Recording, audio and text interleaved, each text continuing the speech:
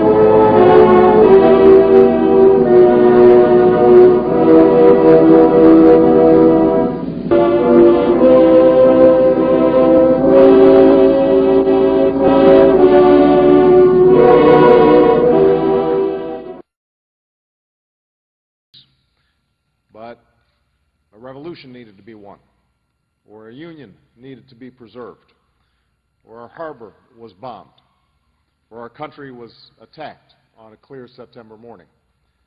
So they answered their country's call. They stepped forward. They raised their hand.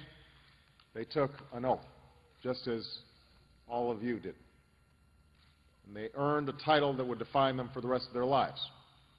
A soldier, a sailor, an airman, a Marine, a Coast Guardsman. In the letters that they wrote home, they spoke of the horrors of war and the bravery it summoned, how they endured the slaughter of the trenches and the chaos of beach landings, the bitter cold of a Korean winter, or the endless heat of a Vietnam jungle. Today we can imagine what it must have been like for all those they fought to save when American forces finally came into view. A country was liberated. A Holocaust was over. A town was rid of insurgents. A village was finally free from the terror of violent extremists. But had you asked any troop, any of those troops in the past, they would have likely told you the same thing. Yes, we fought for freedom. Yes, we fought for that flag. But most of all, we fought for each other, to bring our buddies home, to keep our families safe, and that's what they did to their last breath. This is what we honor today: the lives they led, the service they rendered, the sacrifice that they made for us. In this time of war, we pay special tribute to the thousands of Americans who have given their lives during the wars in Afghanistan and Iraq, and who have earned their place among the greatest of generations. And though our heart aches in their absence, we find comfort in knowing that their legacy shines bright on the people they loved, America's Gold Star families. Their legacy lives on in the pride of their parents, like the mother who wrote to me about her son, Specialist Stephen Mace, who gave his life in Afghanistan. She told me, "I just want you to know what kind of hero he was." To all those moms and dads, you instilled in your sons and daughters the values and virtues that led them to service. And to you, every American here, every American around the country, owes a debt of profound gratitude. Their legacy lives on in the love of their spouses, the wives and husbands who gave to our nation the person they cherished most in the world. To all those spouses, you have sacrificed in ways most Americans can't even begin to imagine. But as you summon the strength to carry on each day, know that you're not alone, and that America will always be at your side. Their legacy lives on in their beautiful children. To all those sons and daughters, we say as one nation, your moms and dads gave their lives so you could live yours. America will be there for you as well, as you grow into the men and women your parents knew you could be. Their legacy lives on in those who fought alongside them. Our veterans who came home, you, our troops, who are still in harm's way. Just as you keep alive the memory of your fallen friends, America must keep its commitment to you. And that means providing the support to our troops and families when they need it, and the health care and benefits that our veterans deserve. This is our sacred trust to all who serve, and upholding that trust is a moral obligation. And finally, on this day of remembrance, I say to every American, the legacy of these fallen soldiers, these fallen heroes, lives on in each of us. The security that lets us live in peace, the prosperity that allows us to pursue our dreams, the freedom that we cherish. These were earned by the blood and the sacrifice of patriots who went before. And now it falls on us to preserve that inheritance for all who follow.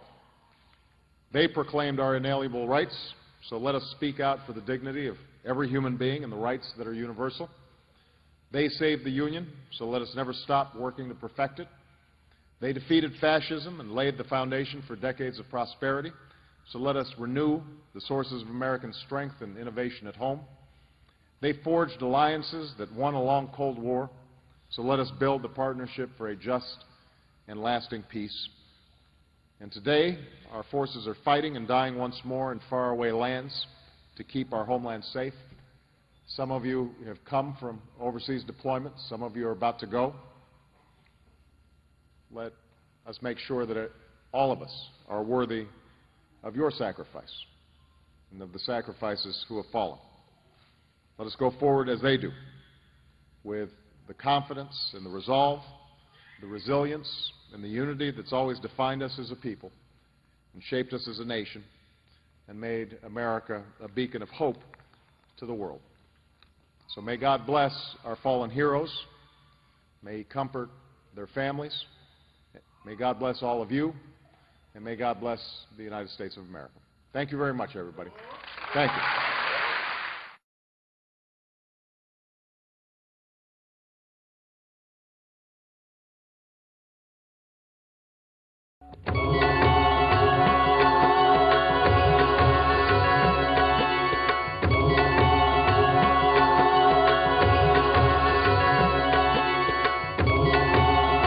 Ganesh तथा धर्मेश्वर महादेव के भी मंदिर हैं।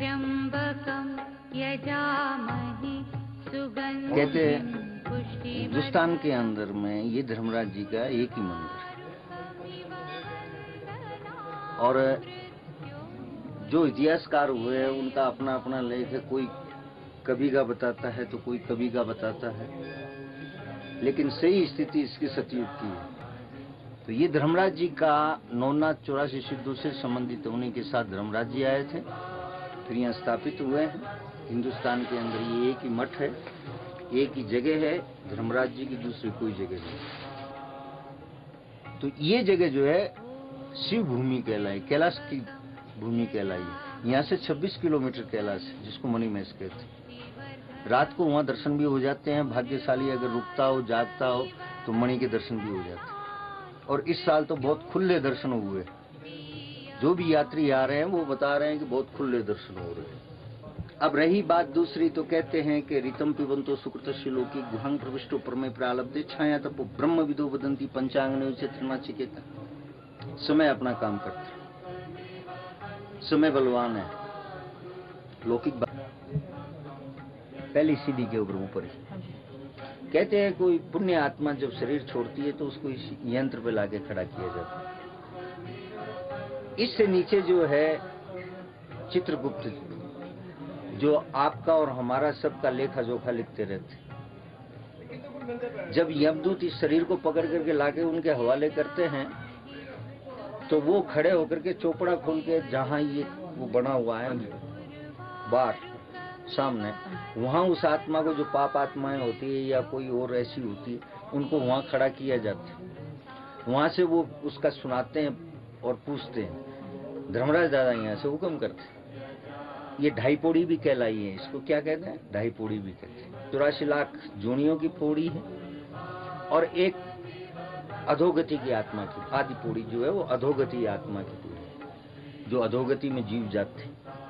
आदि उन्हीं आत्माओं के लिए हैं जो आपघात करके यानी आत्महत्याएं कर जाते हैं, ऐसा उनके लिए वो आदि पौड़ी है। फिर वो आत्माएं भटकती रहती है, जैसे अपने कहते हैं भूत हो गए, प्रेत हो गए, है ना। तो सामने है चित्रगुप्त जी, वहां से वो बताते हैं कि इस नाम का ये जीव आया है। यहाँ से धर्मराज जी उसके लिए फैसला सुनाते हैं। और हुक्म करते हैं कि इनको इस जगह पे भेजा जाए। है धर्मराज जी की जगह हिंदुस्तान के अंदर एक ही है, बहुत चेतन है, मानो तो देव नहीं तो पत्थर। वैसे तो हिंदू संस्कृति बहुत सूक्ष्म से सूक्ष्म है और विशाल से विशाल है। अब दो ही शब्दों के अंदर हर बात को खुलासा कर दिया, खत्म कर दिया। ए आत्मा है ब्रह्म, यही आत्मा को ब्रह्म समझ करके इसकी उपासना कर लो, तुम्हें किसी चीज की उपासना करने की आवश्यकता ही नहीं है।